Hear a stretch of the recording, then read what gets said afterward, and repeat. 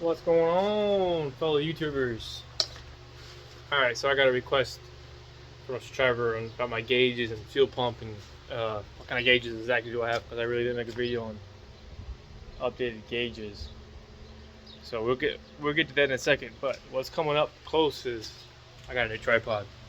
Stoked to make a little bit better video for everybody. So idle arm for the Yoda and Pitman arm. I might have got those backwards. And we also got motor mounts and other ones probably still a factory in the box. So once we get that installed, make this video just because it was a request, and I hold true to my word, guys. If you guys want to see something, if I can afford it, I'm going to do it. And this is easy, you know, just a simple request on my gauges. I just don't want to talk about it. I really just want to show you guys. But once I tried starting the Yoda the other day, and the battery's shot, and I gotta get a new battery. So battery's gonna have to wait. I was gonna show you guys what it actually, you know, sounded like and ran like. That runs pretty good ever since I rebuilt the top end of it. Fortunately, that's gonna have to wait a little bit, just because I gotta save up money. I do this for you guys. I don't do this for the money, so you guys can learn something. That's really all that matters to me. So, all right. Well, the first thing I want to point off is that I have a fleece in-tank lift pump, which I highly recommend if you guys want to make life easier, so you don't have to put a sump on the bottom, or what do you guys call those? You got to drill a hole basically in the bottom of your tank. If you mess it up, you're screwed. You got to buy a whole new tank and install it over. Intake lift pumps, they're about $1,100, $1,200. I bought it when it first came out for the 3rd generation. I don't know if you guys can see. Put you up in there. It looks practically, yeah, you guys can't see nothing. But you run the lines. That's the fuel line, and that's the harness right there. You run that up to your engine bay, just like anything else. Sorry guys, that was kind of gross. Probably shouldn't have filmed that. And once you guys get up to the field, you take out your factory field block. You get this, and then you're gonna have to delete your field return because you no longer need it. No, not your return. I'm sorry. Your feed. And right here, it's an AN80 fitting. They supply it all with it. Right here's my fuel pressure gauge. This mounts right to the block. It has a port, but it's blocked off. It's got a port, it's blocked off. It kind of tells you what it can be for. That says out, that says sensor if I wanted to run a dual sensor. Here's your in to your lift, your CP3. And I'm rocking a Datsun fuel filter. And that's the factory one that comes with it. So to make that all make sense to you guys, let me show you this. So with my fuel gauge, I just have max tow, 0 to 30. And with that fleece fuel pump, what's awesome about it is I'm always maintaining 19 to 21. 21 is usually right after I change the fuel filter, or I'm cruising under speed limit on the highway. But I'm usually rocking about 19 to 20 most averagely. And then the rest of my gauges, you can see I got the max tow trans temp, 0 to 250, but that's times 1,000, or times 100, I'm sorry. That's actually the Fahrenheit. So 100 is 100, 260 is 260. Here's your EGTs. I'm going 1 to 13, and boost is 0 to 35. And it has a needle, and it's also got a bearing, and it's also got these pucks on there to keep the sun. I recommend these things are awesome. But this right here, I had a real big question about it.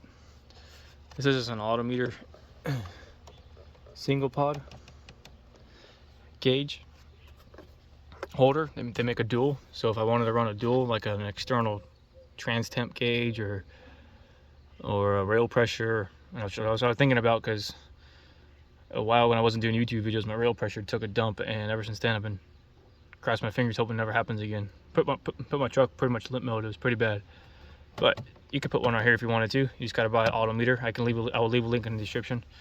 But when I turn it on, get back to this gauge, this is a standard fuel. It's not a low or high. It's not either or. It's just just to monitor it.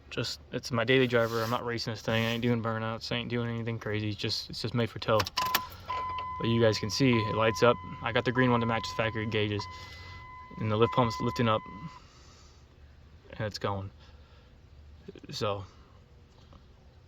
there's that. Where they're running, it's all the same. So I ain't kidding you. I won't lie to you guys. See? My trans temp, my AGTs, and the boost. So I wouldn't lie to you guys about it. It's just a regular field monitor. When I actually get onto it, this thing does not drop past 19. So highly recommend that field pump if you don't want to cut holes in your tank. So with that, we'd go out outside and I'll show you guys the rest of the engine bay, but these gauges are great. Glow shift gets so much hate, but I recommend glow shift on a, you know, the higher end models. If you get the lower end models, it was glow shift big line kit when I first got this truck, and had a basic sensor. And that basic sensor gave out in like 2 weeks. So I had to keep replacing it underneath warranty, and it was just annoying. So eventually I went max tow, and I've had a problem since. So max tow is the way to go if you want to go glow shift. Alright, so that's the fuel pressure down there. Here's your boost, which is pretty interesting. It goes through here. It's just sensor goes through your MPTC, and that's on your intake horn or wherever you guys want to put it. And your EGT's down here. Of course, I didn't drill this, so guys don't get mad at me at the placement. But just where it is. So I know it's supposed to be more over here, but this came with the truck. I had no way of patching it without replacing the intake, so it is what it is, but it works for now. So again, EGT, boost, field pressure, and you can see the trans temp, and there's a harness up there, right there. It plugs right into it. And what's cool about this is you can buy a wiring harness straight from Glow Shift. It's a straight point. There's not going to be any shady or terrible wiring when you actually get down to the nitty gritty of it. So in this case, this is the only one that's got its own wiring harness, because unfortunately they don't sell a 4-wire for this. So this is set as one set. You can literally buy a 3 set, and this comes with this A-pillar. So it's all soldered together. It's heat shrink. It's beautiful, and the plugs are all different, so you can't mismatch it. And you got this one, and they all run through the kick panel or through the firewall. And here we go. You got the leftover right here from the fleece, lift pump, and glow shift gauges. Goes right into the fuse box. And I only had to do some shady wiring because of my 4th gauge. So I hope this helped you guys understand what kind of gauges I have as max tow. Max tow, green LED to match the factory LEDs. I will leave a link for everything you see in the description, including the fleece lift pump. I hope you guys enjoy this one. I hope it's informational. Again, this was upon request. Any one of you other guys got a request, please let me know. We're almost to 100 subs. Appreciate it. You know, again, I do this for the information. I don't do this for the money or the fame or anything. And you know, again, like that, the guy who requested this, you know who you are. There's not a lot of 2-wheel drive modification trucks out there that are on YouTube, so I'm glad I'm able to give a Cummins 2-wheel drive tutorial videos to help everybody across the board. Even, you know, this even helps the gassers.